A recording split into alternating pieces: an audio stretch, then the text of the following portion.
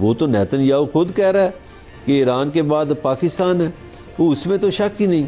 क्यों, क्या हुई? तो कहा जाता है कि इंडिया और इजराइल पाकिस्तान के न्यूक्लियर रिएक्टर्स पे हमला करना चाहते हैं, और वो भी अमेरिका के शायद सबसे इन्फ्लुएंशियल अखबार में ये खबरें ऐसी छपने लग गई हैं कि ईरान के बाद पाकिस्तान को भी शायद निशाना बनाना चाहिए। 1998 में भी इसराइल ने स्ट्राइक करने की सोचा था, कोशिश की थी। इसराइल और इंडिया मिलके पाकिस्तान के न्यूक्लियर प्रोग्राम को खत्म करना चाहते थे बिफोर अनाउंसमेंट। मैंने आपसे कहा था ना कि जल्दबाजी मत बचाएं, बेसब्रे मत हो, अल्लाह पर तवक्कुल रखें और पाक फौज पर यकीन रखें, इंशाअल्लाह हम दुश्मन को जवाब देंगे। रेला आहिस्ता आहिस्ता फिर क्या पाकिस्तान की तरफ भी रुख करेगा, और पाकिस्तान इसीलिए राब्ते कर रहा है, ईरान को अपनी हिमायत का यकीन दिला रहा है। लेकिन हमारी पार्लियामेंट में आज ये बहस हुई कि ईरान के बाद इजराइल का अगला निशाना पाकिस्तान भी हो सकता है। दुनिया इजराइल के साथ खड़ी हुई है, वो कैसे ईरान को कंडेम करें, कैसे देखिए नरेंद्र मोदी की आपने ट्वीट देखी होगी। खैर भारत और नेतन्याहू, नरेंद्र मोदी तो मेरे ख्याल से बिल्कुल वो बिछड़े हुए भाई लगते हैं।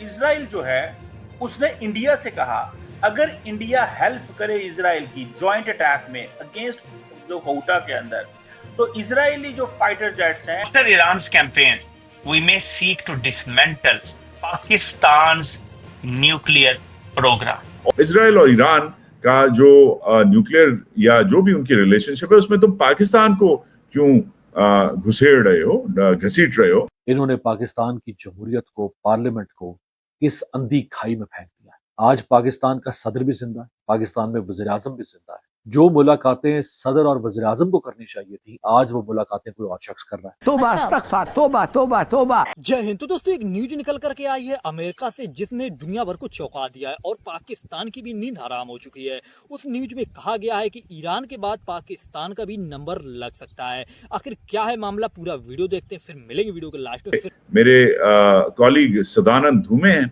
ये वॉल स्ट्रीट जर्नल के लिए लिखते हैं, और इन्होंने कहा कि भाई इजराइल ने ईरान का तो काम कर दिया, मगर पाकिस्तान के न्यूक्लियर वेपन्स को भी देखना चाहिए। वो ऐसे हैं, वो तैसे हैं, वो जैसे हैं, बल्कि वो ज्यादा बड़ी थ्रेट है।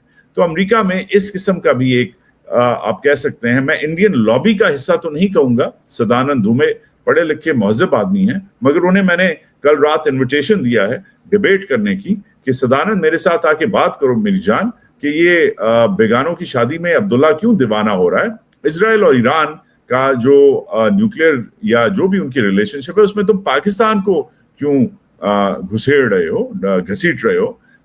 और वो भी अमेरिका के शायद सबसे इन्फ्लुएंशियल अखबार में ये खबरें ऐसी छपने लग गई हैं कि ईरान के बाद पाकिस्तान को भी शायद निशाना बनाना चाहिए। अभी कौमी असम्बली में वही बात की है तकरीबन जो मौलाना फजलुर रहमान साहब ने की, कि आपने कहा कि खुदा न खास्ता पाकिस्तान भी निशाना बन सकता है। क्यों आपको ये खदशा है कि ईरान के बाद इजराइल पाकिस्तान को भी निशाना बना सकता है? बिस्मिल्लाहिर्रहमानिर्रहीम। बहुत शुक्रिया अमीर साहब। आज जो मैंने तकरीर की कौमी असम्बली में बजट की जनरल डिबेट के मौका पर, उसमें मैंने हम सब के लिए, कारीन के लिए, जो आपका एक कॉलम पिछले दिनों आपने लिखा और उसमें जो आपने नक्शा बयान किया, और वो अब तक हकीकत पर मबनी है, आलमोस्ट मैंने उसी का हवाला देकर उसी के ऊपर बात आगे चलाई कि इसराइल जो है जी, उर्दन और लिबनान से शुरू करता हुआ ईरान तक आ, लिबनान और शाम से, लिबनान, शाम, उर्दन के साथ पीस मायदा हुआ, वो शाम की सरहद तक पहुंचकर मुसाद ने वहाँ अपने पंजे गाड़ लिए। फिर शाम को उन्होंने तबाह पर बात किया, 14 साल भाई का भाई से गला कटवाया।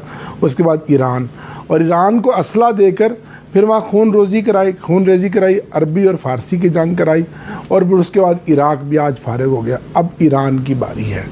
देखें, मैं ईरान की कौम को सलाम पेश करता हूँ कि जिन्होंने 57 इस्लामी मुल्कों में अपनी एक बैकबोन का, एक ताकत का मुजाहरा किया और आज उसके सामने खड़े हैं। अभी आज आपने इब्तदाइया में बताया कि पहले 2-3 दिन से तो यूँ लग रहा था कि इजराइल की टेक्नोलॉजी, उसकी सुपरमेसी बहुत ज़्यादा है, और फिर वो कौन नहीं जानता कि अमेरिका का वो नाजायज़ बच्चा है और अमेरिका की शय उसको हासिल है। अमेरिकन इंटेलिजेंस की, उनका जो एक थिंक टैंक है, उसकी शय हासिल है। यहाँ मैं समझता हूँ अगर 1.5 साल पहले जब गज़ा पे उसने हमला किया और जिसमें अब तक 55,000 लोग शहीद हो गए हैं, जिसमें से 18,000 बच्चे हैं, मासूम बच्चे हैं, 16,000 ख़वातीन हैं, अगर ये इस्लामी ममालिक इकट्ठे होते जो लेट गए हैं, अमेरिका के सामने, इसराइल के सामने लेट गए हैं और वहाँ जंग बंदी कराते और वहाँ उसका मुहासबा करते, तो आज ईरान पर इसराइल को हमले की जुर्रत ना होती। मुस्लिम वर्ल्ड का किरदार इसमें इंतहाई शर्मनाक है, OIC का किरदार इसमें इंतहाई शर्मनाक है। और ट्रंप का दोहरा म्यार, अभी कल की बात है, वो मेडिएशन करा रहा है इंडिया और पाकिस्तान के दरमियान, और वो और उसकी इलेक्शन कैंपेन, उसकी स्पीचेस ये हैं, इलेक्ट होने के बाद उसकी तकारीर ये हैं कि वो पूरी दुनिया में जंगी तनाज़ात ख़त्म कराएगा, वो अमन करवाएगा। और दूसरी तरफ ये उसका दौरा में आ रहा है कि वो हम ईरान पे ये करेंगे, वही का लफ्ज़ इस्तेमाल कर रहा है, हम तेहरान को खून में नहला देंगे, हम उसको जलाकर राख कर देंगे। तो इसका मतलब है कि वो पार्टनर है, ये उसका बड़ा डबल स्टैंडर्ड है। और इस पर जो पाकिस्तान की हुकूमत का अब तक का जो गज़ा का मामला हो या अब का जो मामला, जो मेरे भाई ने कहा जी हम जो अनकंडीशनल सपोर्ट कर रहे हैं, कौन सी आपकी सपोर्ट नज़र आई है? ना आपकी हमें हुकूमत पाकिस्तान की गज़ा के मामले में सपोर्ट नज़र आई, ना ईरान के मामले में सपोर्ट आई। आप ये कि जी रावी चैन लिख रहा है कि जी जब आएगा तो पाकिस्तान बड़ा मजबूत है, ना ये ईरान है ना ये फ़लस्तीन है। भाई किस दुनिया में आप रह रहे हो? आपके बॉर्डर तक, कोयटा तक तो वो पहुंच गया। दुनिया जानती है कि पाकिस्तान में असल हुक्मरानी किसकी है। पाकिस्तान के अंदर फ़ौज के जो नाक़िदीन हैं, जो हुक्मरान जमातों के नाक़िदीन हैं, वो भी अच्छी तरह जानते हैं कि पाकिस्तान में असल हुक्मरानी किसकी है। ये कैसे मुमकिन हुआ कि फ़ील्ड मार्शल सैयद आसिम मुनीर रियासत पाकिस्तान के सरबराह तो नहीं हैं, लेकिन इसके बावजूद अमरीकी सदर ने उनको ज़ोहराने पर मदूद किया। पहले पेंटागन डील करता था GHQ के साथ, पाकिस्तान के फ़ौजी मरकज़ के साथ। इस मरतबा ऐसा नहीं हुआ है। वाइट हाउस ने पाकिस्तानी जो सियासी हुकूमत है उसके साथ डील नहीं किया, वाइट हाउस ने बराह रास्त GHQ के साथ डील किया है। और ये जो डीलिंग है या ये जो राब्ते हैं, ये ज़ाहिर है कि सवाल उठा रहे हैं।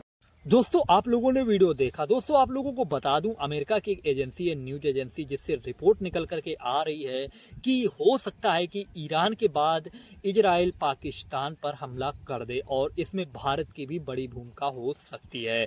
और दोस्तों अगर इजराइल पाकिस्तान पे हमला करता है तो पाकिस्तान के परमाणु जो ठिकाने हैं उन पर हमला करेगा। और दोस्तों इसको सुनने के बाद पाकिस्तानी मीडिया पूरी तरह से पागल हो चुकी है। वैसे भी दोस्तों आप लोग जानते हैं पाकिस्तानी मीडिया हमेशा मोदी और इजराइल को आप भाई मानती है। और दोस्तों आप लोग जानते हैं भारत और इजराइल की जिस हिसाब से दोस्ती है उसको देखते हुए पाकिस्तानी मीडिया कह रही है हो सकता है कि भारत और इजराइल मिलकर के हम पर हमला कर दें। और दोस्तों इससे रिलेटेड मैंने पिछली भी एक वीडियो डाली थी, अगर आप लोगों ने वह वीडियो नहीं देखी तो आप लोग जाइएगा वो वीडियो जरूर विजिट करिएगा।